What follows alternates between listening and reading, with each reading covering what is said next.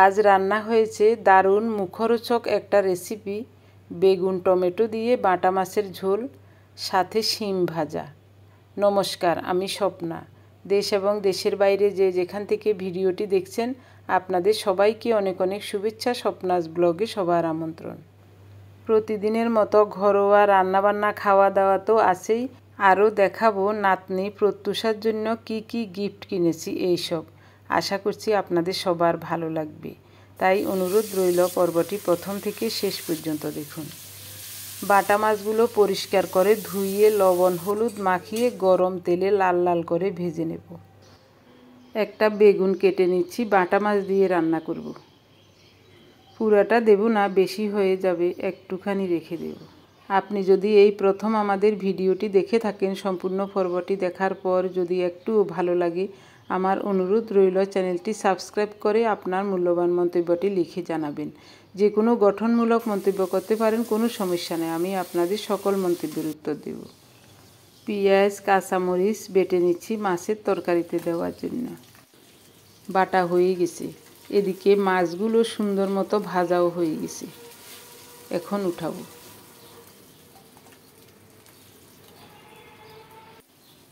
এই তেলে বেগুনগুলো ভেজে নেব।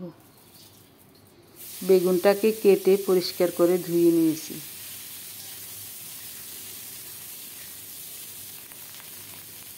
স্বাদ মতো লবণ দিলাম। ঢাকা না দিয়ে নেড়ে চেড়ে খুব সুন্দর মতো একটু দাগ লাগিয়ে বেগুনটাকে ভেজে নেব। শিম বসালাম, স্বাদ মতো লবণ হলুদ, 2টা তেজপাতা, হাফ কাপের মতো গরম জল দিচ্ছি। ঢাকা দিয়ে শিমটাকে সিদ্ধ করে নেব। এদিকে বেগুন ভাজাও হয়ে গেছে, উঠিয়ে নিলাম।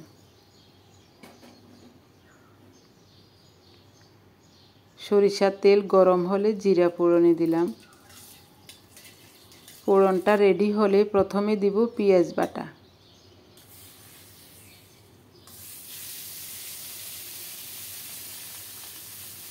চুলার তাপটা একটু কমিয়ে দিয়েছি। পেঁয়াজটাকে নেড়ে চেড়ে কিছুক্ষণ ভেজে নিয়ে স্বাদ মতো লবণ দিলাম। আরও কিছুক্ষণ ভেজে নিয়ে এখন দিচ্ছি কাঁচামরিচ বাটা। 1 চামচ হলুদ দেব। মশলাটাকে কিছুক্ষণ কষিয়ে নিয়ে এখন দেব কেটে রাখা 2টা টমেটো।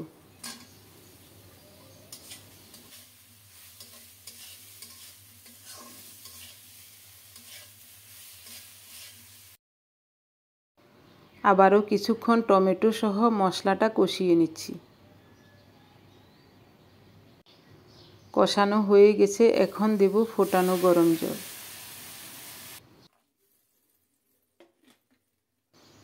ঝোলটা ভালো করে ফুটে উঠলে এখন বেগুন আর ভেজে রাখা মাছগুলো দিয়ে দেব।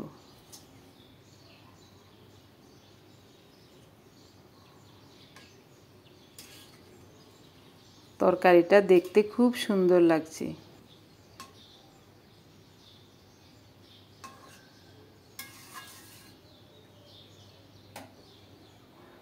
এক মিনিটের মতো ঢাকা দিয়ে রান্না করব। এই সুযোগে আমি ধনে পাতাটা পিষে নেব।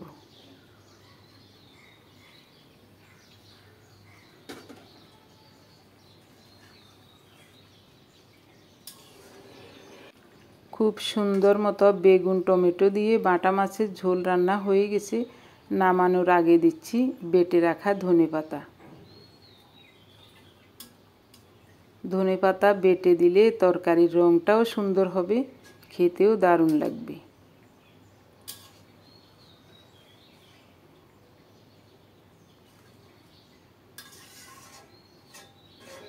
আর চুলার উপর রাখবো না, তরকারিটা এখনই নামাবো।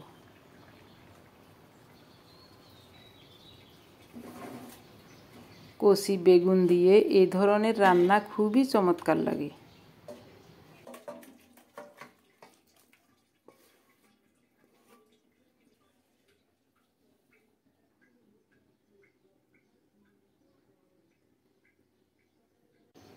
এদিকে শিমের তরকারিটাও খুব সুন্দর মতো সিদ্ধ হয়ে গেছে। চামচ দিয়ে নেড়ে চেড়ে ভেঙে তারপর ফোড়ন দেব। কয়েকটা কুচানো কাঁচামরিচ দিয়েছি, ভালো করে ভেঙে নিলাম। তেল গরম হলে সরিষা ফোড়নে দিলাম। চামচ দিয়ে চেপে চেপে সরিষাটাকে ভেঙে দিচ্ছি, না হলে ছিটকে চারিদিকে পড়বে। এখন শিম দিয়ে দেব।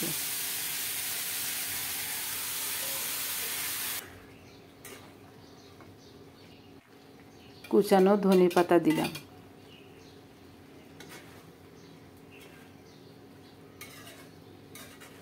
শিমটাকে আজ একটু নরম করে রান্না করেছি। হয়ে গেছে, এখন নামাবো। খুব সহজে মশলা ছাড়া হয়ে গেল মুখরোচক শিম ভাজা। দেখতে খুব ভালো লাগছে। এখন দিনের 12টা বাজে। ঘরের সমস্ত কাজ গুছিয়ে নিয়ে গোলমরিচ আর হলুদ বেটে নিচ্ছি।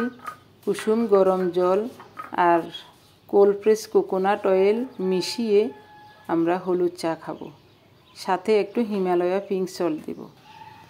গতকাল সন্ধ্যার পরে পার্থ অফিস থেকে ফেরার সময় ভুট্টা এনেছিল 3টা। তো একটা রাতেই ওকে সিদ্ধ করে দিয়েছি, ও খেয়েছে। দিনের বেলায় তো খাওয়ার সময়ও নাই। আর 2টা রয়ে গেছে, এই 2টা এখন সিদ্ধ করে আমরা খাবো। হলুদটা বেটে রেখেছি, এখনও খাইনি, ঢাকা দিয়ে রেখেছি। ভুট্টা সিদ্ধ হলে তারপর হলুদ চা খেয়ে এরপরে ভুট্টা খাবো।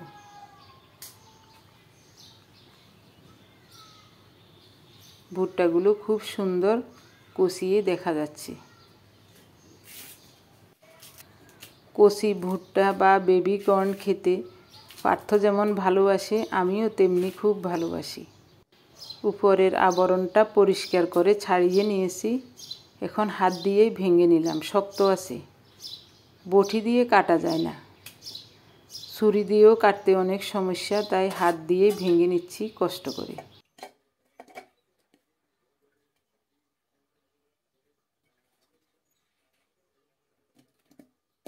পরিষ্কার করে ধুয়ে লবণ দিয়ে সিদ্ধ বসাবো। উপর দিয়ে একটু লবণ দিয়েছি। এবার ফোটানো গরম জল দেব। বেশিক্ষণ লাগবে না সিদ্ধ হতে। ঢাকা দিয়ে রাখছি সিদ্ধ হোক।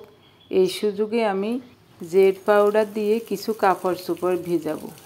পরিমাণ মতো পাউডার নিয়েছি। এরপরে নর্মাল জল দিয়েছি, তারপরে ফোটানো গরম জল দিচ্ছি। কুসুম গরম জলে জেড পাউডার মিশিয়ে কাপড় ভেজালে অতি সহজেই পরিষ্কার হয়ে যায়।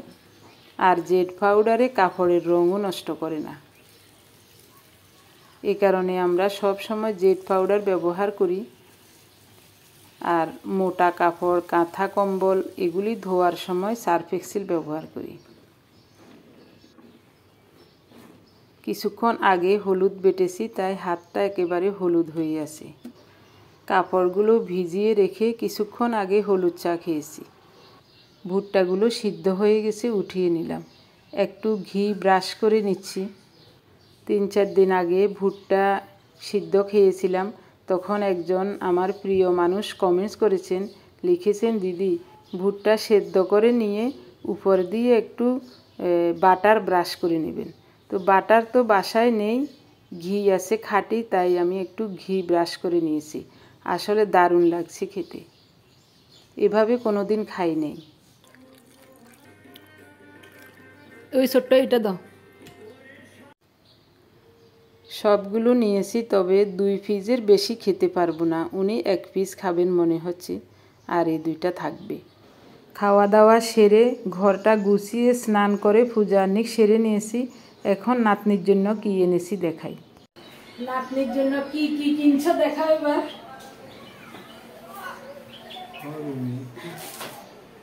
আমাদের নাতনি প্রত্যুষার অন্নপ্রাশন অনুষ্ঠিত হবে আগামী 21শে ফেব্রুয়ারি। কি বার? শুক্রবার। তো আমরা তো আমাদের সামর্থ্য অনুযায়ী নাতনির জন্য কিছু কেনাকাটা করেছি। আজ কয়দিন একটা একটা করে আনছি, দেখাই আপনাদের। আগে আগে দেখায় বিছানা চাদর, এটা আমাদের জন্য নিয়েছি, এটাও আমাদের জন্য নিয়েছি বিছানা চাদর। কেমন হয়েছে দেখুন তো। এটা এখনো সেলাই করি নাই, দুইটা বালিশের কভার হবে আর 2 কাঁচা সেলাই করে নেব, এটা পরে পরে ওদের বাড়ি থেকে এসে তারপর। নাতনির জন্য কি নিব আমরা, আমাদের সামর্থ্য অনুযায়ী নিলাম।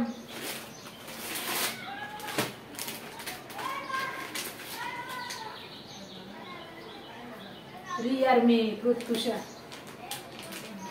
এই জামা কেমন হয়েছে জামাটা কমেন্ট করে জানাতে কিন্তু ভুলবেন না। ছোট্ট প্যান্ট, আরো একটা জামা নিয়েছি, 2টা জামা নিয়েছি ওর জন্য।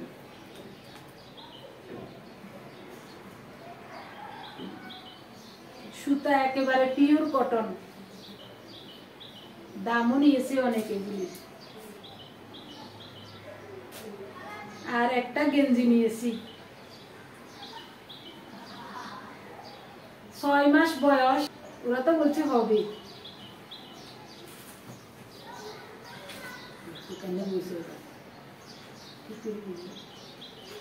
তুমি ভাজ করে এগুলি ঢুকাই এলো।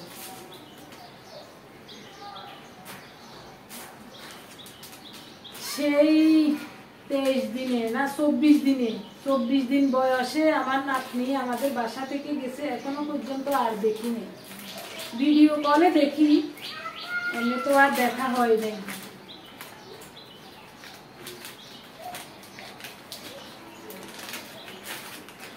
জামা 2 সেট জামা, আর ধরো এটাও সুন্দর করে দিতে রাখা। তারপর নিয়েছি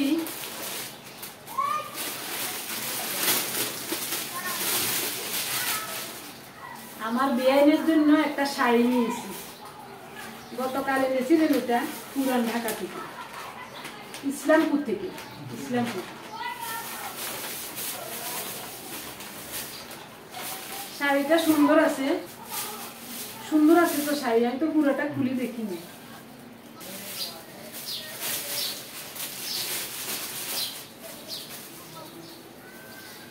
বেআইনের জন্য শাড়ি, আর রিয়ার জন্য ওই যখন রিয়া আমাদের বাসায় ছিল তখন একটা শাড়ি কিনে দিয়েছি ওকে, ওর জন্য আর নিলাম না।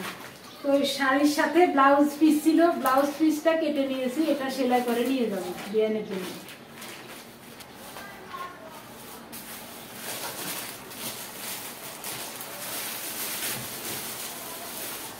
একেবারে পিওর কাঁসা ছাল, দামও প্রচুর, এটার কেজি 3000 টাকা, 3000 টাকা কেজি। তো থালাটা একটু ছোট দিয়েছি আর গ্লাস বড় সাইজের দিয়েছি, কারণ ছোট গ্লাস কিনে লাভ নাই, ওই ব্যবহার হবে না, পড়ে থাকবে, তার জন্য বড় গ্লাস দিলাম। আর বাটিও বড় সাইজের দিয়েছি, বাটিতে করে অনেক সময় হয়তো হাতে নিয়ে কিছু খাওয়াবে, এই কারণে বড় সাইজের বাটি দিয়েছি। আর একটা চামচ কাঁসার, এটার ওজন আছে অনেক। সব মিলিয়ে এখানে 1 কেজি 600 গ্রাম কাঁসা।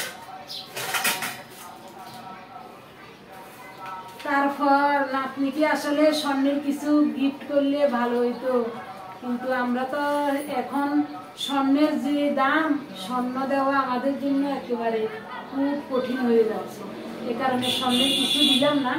তো রিয়া বলছে, মা আপনারা স্বর্ণের কিছু দেওয়া লাগবে না, আমি ওর জন্য গলার চেইন বানাচ্ছি স্বর্ণের, আপনি কোনো রকম ইয়ে করে চলে আসেন, কিছু আনা লাগবে না। তারপরেও আমার মনে বুঝে না, আমি ওর নাতনির জন্য ওই এটা কি নূপুর নিয়েছি, হাতে 2টা চুড়ি নিয়েছি রূপার, এগুলিরও অনেক দাম, রূপা এখন 2000 টাকা ভরি, তো এখানে 3.5 ভরি আছে। একেবারে এটাও কাঁচা চান্দির উপর জিনিসটা দেখতেও ভালো লাগছে। স্বর্ণের নিতে পারলাম না। আর বাবা বিয়ের সময় 5 ভরি স্বর্ণের গয়না দিছিল আমাকে। এর পরবর্তীতেও বোনের বিয়ের সময় আমার মা আমাকে 1 জোড়া বালা বানিয়ে দিয়েছিলেন, আর ওনার জন্য একটা 4 আনা ওজনের আংটি বানিয়ে দিয়েছেন। ওই আংটি এখনো আছে।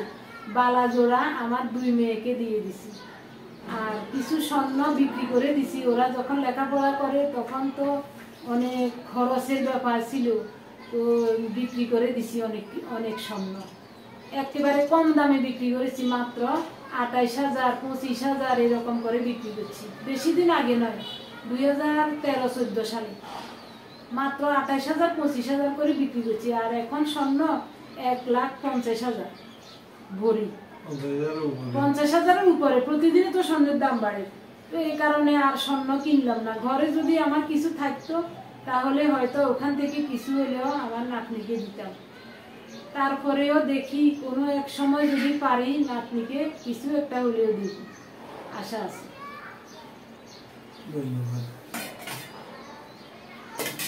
নাতনির জন্য যা যা নিয়েছি আপনাদের কেমন লেগেছে, পছন্দ হয়েছে কিনা জানাবেন। কিন্তু আমরা যাব আগামী বৃহস্পতিবার সকালবেলায়। আপনারাও আমাদের সাথে যাবেন। আপনাদের সবার কিন্তু নিমন্ত্রণ রইল। আপনারাও যাবেন, আমাদের সাথে ঘুরে আসবেন কুষ্টিয়া, আমার মেয়ের বাড়ি।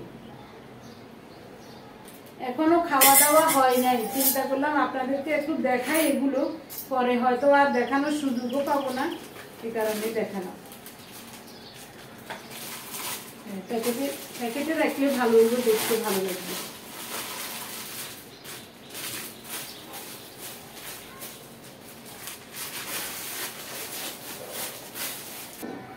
চলো ভাত খাই। সারাদিন এটা সেটা করতে করতে সময় পার হয়ে গেছে। এখন দিনের 3টা বাজে। আমরা দুপুরের খাবার খেতে বসলাম। উনি মুখে দিয়ে বলেছেন শিম ভাজাটা খুবই চমৎকার হয়েছে। কিছুক্ষণ আগে ভাতের হাঁড়িটা চুলার উপর বসিয়ে দিয়েছিলাম, একেবারে গরম ভাতের মতো হয়ে গেছে। গরম ভাতের সাথে শিম ভাজা খেতে দারুণ লাগছে। পার্থর জন্য একটু শিম অন্যভাবে ভাজা করেছিলাম, ও এভাবে রান্না করলে খেতে চায় না। শিম ভাজা এত চমৎকার হয়েছে, সব খেয়ে নিলাম। রাতে তো আর খাওয়া হবে না। এগুলি শিমের বীজের খোসাগুলো, 1 বাটি হয়েছে। ওনাকে বলছি এখানেই তো 50 টাকা শিমের বিচি আছে। 1 কেজি শিম 50 টাকা দিয়ে এনেছেন। বেগুন দিয়ে মাছের তরকারি, এটাও মনে হচ্ছে খুবই চমৎকার হবে। দেখতে দারুণ লাগছে। তবে শিম ভাজা দিয়ে আমাদের খাওয়া হয়ে গেছে।